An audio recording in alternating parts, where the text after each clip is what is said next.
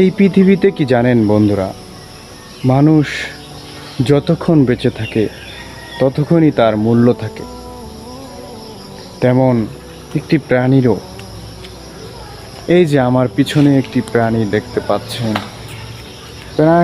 প্রাণীটি সকলের হয়তো অজান্তে মরে আছে, মরে পচে ফুলে গেছে।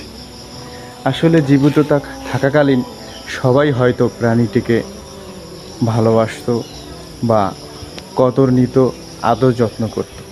এখন মরে পচে আছে, কেউ একটু নিরাপদ জায়গায় রাখার মতন সেই সৌভাগ্য নাই। তেমন কিছু সময় মানুষের ভাগ্য এরকম হয়ে ওঠে। আসলে এটাই বাস্তব, এটাই সত্য। মানুষ প্রাণী জীবিত থাকাকালীনই মূল্য থাকে, কদর থাকে।